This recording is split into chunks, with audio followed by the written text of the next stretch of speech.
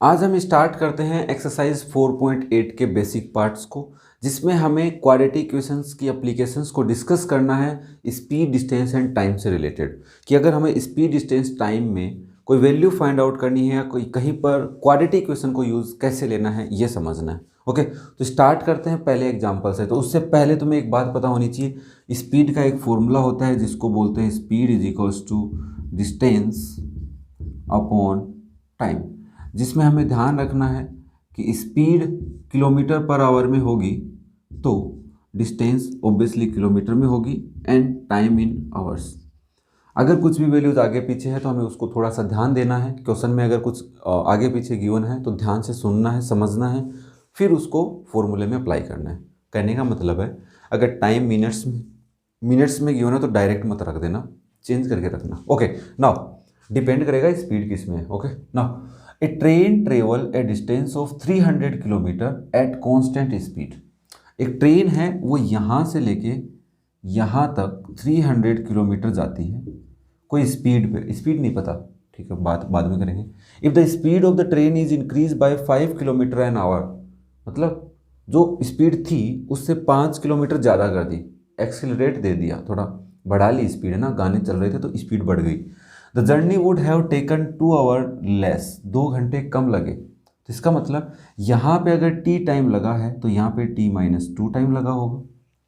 t-2 hours में है, अगर ये टाइम्स आवर्स में है तो यहाँ पे डायरेक्ट हम आवर्स माइनस कर सकते हैं। ये मिनट भी दे सकता था कंफ्यूज करने के लिए, तो हमें सोचना पड़ता। धीरे धीरे समझाऊंगा कैसे सोचना है। तो बताइए ओरिजिनली स्पीड क्या थी। तो देखो, या तो तुम इस क्वेश्चन को टी से करो, टाइम से भी क्वेश्चन हो सकता है, या फिर तुम स्पीड से करो। तो मैं स्पीड से समझाता हूँ क्योंकि एग्जाम्पल स्पीड से। टाइम से समझना हो कमेंट करके बताना। तो ना, तुमने स्पीड लेट की कि पहली कंडीशन में, कंडीशन फर्स्ट में स्पीड अगर x है, किलोमीटर है पर आवर है, तो टाइम कितना लगेगा, t1 कितना लगेगा, t हटा देता हूँ यहाँ से, बताओ टाइम कितना लगेगा। ओ सर, टाइम का तो कोई फॉर्मूला ही नहीं होता। मैंने कहा रुक यार, यहाँ से s is equal to D by T होता है, तो t को इधर ले आओ, s को इधर भेज दो, तो t is equal to D by S हुआ कि नहीं हुआ। आपने कहा हो तो सकता है, तो मैंने कहा कर ले, टेंशन काहे ले रखी तूने। तो आप कहोगे सर पहले टाइम में आएगा distance in first condition that is 300 upon speed in first condition is x। आपने कहा सेकेंड कंडीशन में उसको जाना तो 300 किलोमीटर ही है, बट अब की बार उसकी स्पीड क्या हो गई है, जो उसकी स्पीड पहले थी उससे 5 ज़्यादा कर दी। ओके, तो बोला इस कंडीशन में टाइम कितना लगेगा हमारे अकॉर्डिंग, हमारे, तो हमने कहा हमारे according distance upon x plus 5। बोले ओके। अब देखो क्वेश्चन क्या कह रहा है, अगर स्पीड बढ़ाओगे तो टाइम कम लगेगा, मतलब t2 कम है, t1 ज़्यादा है। कितना ज़्यादा है, 2 घंटे ज़्यादा है। तो इसकी इक्वेशन कैसे लिखोगे, या तो ऐसे लिखोगे t2 में +5 किया तो t1 आएगा, सॉरी +2 किया, 2 आवर्स ऐड करोगे तो t1 टाइम पहुँचेगा, या फिर t2 और t1 माइनस टी टू करेंगे, t1 minus T to, t1 ज़्यादा है ना, उसमें से t2 टाइम कम कर दोगे तो 2 आ जाएगा। अब वैल्यू पुट करनी है यहाँ पे तो कोई दिक्कत नहीं है, बट ये दोनों इक्वेशन सही है। तो मैं ऊपर वाले से करता हूँ, बुक में कौन सी है, t1 माइनस टी टू है, ये वाली नीचे वाली है, मैं ऊपर वाले से करके दिखाता हूँ। नाउ t2 टाइम कितना है तुम्हारा, that is 300 by X plus 5 plus 300 by X is, sorry यहाँ पे 2 इज 300 बाय एक्स। तो यहाँ पे एलसीएम लोगे, कैलकुलेशन बढ़ रही है, कोई दिक्कत नहीं है, इसको इधर ले आते हैं, 2 को उधर ले चलते हैं, या इसको उधर लेके चले जाते हैं। तो 2 is equals to 300 by X minus 300 by X plus 5। LCM लोगे क्या आएगा, x इंटू एक्स प्लस 5, यहाँ पे देखो x का डिवाइड करेंगे, x प्लस 5 मल्टीप्लाई होगा 300 से, minus 300 into x is 2, multiply करके देखो, ये होगा 300x plus 1500 minus 300x upon X square plus 5, यहाँ पे है 2, इसको सोल्व करो। तो मैं उधर वाले को इरेज करता हूँ, तुम सोल्व करके देखो क्या आ रहा है। अरे बोर्ड पे देखो रे बाबा, क्या आ रहा है बताइए। तो आप क्या बोलोगे, सर यहाँ से तो आ रहा है 300 से 300 cancel, 2 is equals to 1500 upon X square plus 5, 2 is equals to 1500 upon X square plus 5x। Okay, यहाँ पे x भी होगा, नाउ क्रॉस मल्टीप्लाई करो तो 2 into x square plus 5x is 1500, 2x square या 2 का डिवाइड कर देते हैं ना, 2 का डिवाइड कर देते हैं उधर, तो X square plus 5x is equals to 750, 750 आ जाएंगे ना, 1500 के हाफ, 1500 के हाफ 750। ना उसको इधर ले आओ तो you can write x square plus 5x minus 750 is 0। ना तुम्हारे पास एक इक्वेशन बन गई 750। अब इसके करो फैक्टर, तो 750 के फैक्टर के लिए आपने कहा ये 75 इंटू 10 हो गया, मैंने कहा ओके। 75 में 5 का डिवाइड करेंगे तो 5 1 जा 5, 5 5 जा 25 इंटू 5 इंटू 10, 5 आना चाहिए ना, तो अभी तो नहीं आ रहा, तो मैं इसको 3 इंटू 5 इंटू 5 इंटू 2 इंटू 5 लिख सकता हूँ। 10 को मैं 2 इंटू 5 लिख दिया, 5 ऐसा ही है, 15 को मैंने 3 इंटू 5 लिख दिया। एक बार चेक करें, 5 5 जा 25, 5 जा 75, 75 2 जा 150, 150 2 जा 153 जा से गलत कर दिया क्या ये? सही तो है यार, 5 टू जा 10, 25 75 इंटू 10 सही है ना। अब हमें 5 लाना है, तो एक फैक्टर तो माइनस का है, बड़े वाला प्लस का है, ये बात समझ में आ रही होगी ना। मैं इसके फैक्टर करता हूँ,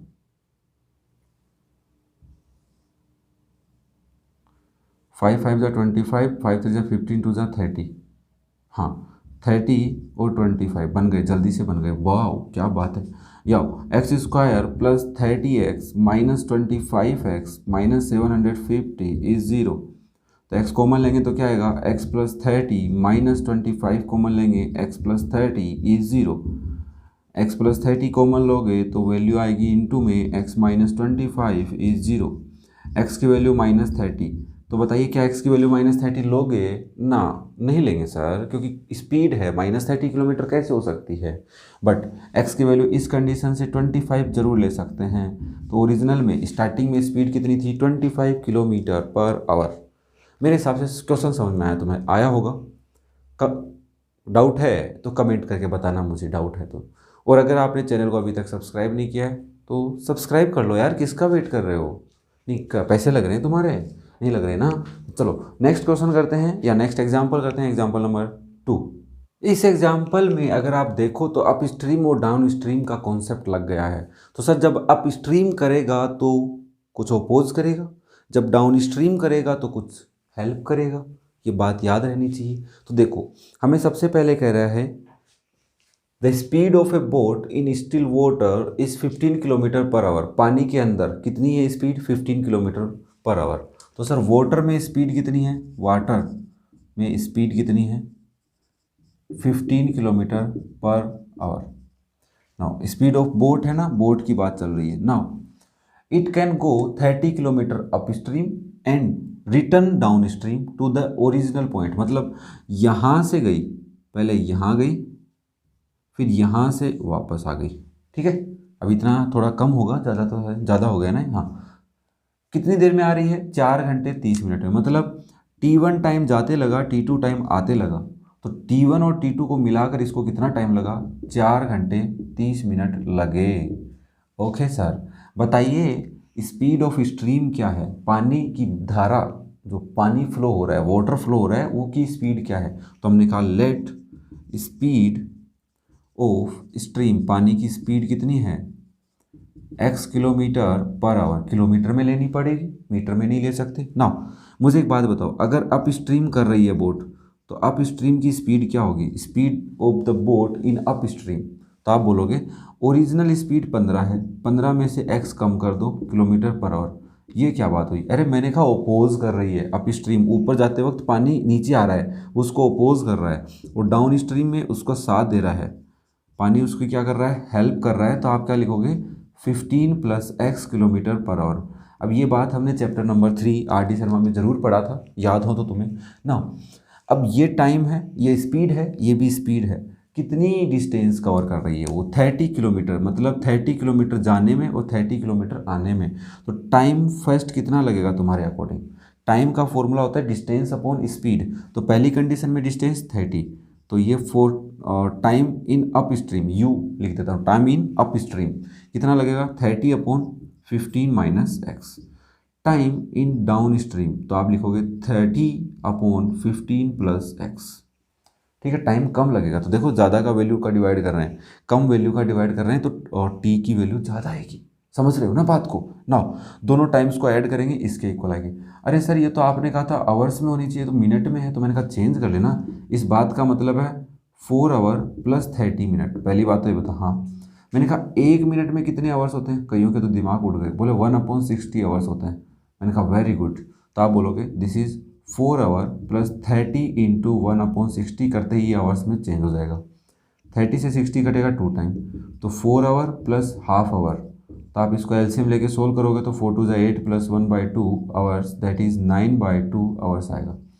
पहली बात तो ये समझ में आनी चाहिए। तो इसका मतलब इन दोनों के टाइम्स को, time in upstream plus time in downstream is equals to 9/2 hours, ये हमें समझ में आना चाहिए। ज़्यादा फास्ट तो नहीं चल रहा ना, स्लो है थोड़ा सा ना, ठीक है मतलब मेरे हिसाब से। तो now you can write 30/15 - x plus 30/15 + x is 9/2। LCM ले लो, क्या आएगा 15 - x एंड 15 + x, दोनों का ही आएगा, इज 9/2 भी है। तो 30 × 15 + x प्लस 30 × 15 - x। यहाँ पे तो आइडेंटिटी लग रही है, a - b a + b क्या होता है, a - b × a + b नहीं पता, मैं लिख देता हूँ भाई। a - b × a + b होता है आपका a² - b²। तो ये तो लगा देंगे, ऊपर मल्टीप्लाई करना है 13 × 15 तो 450 प्लस 30x,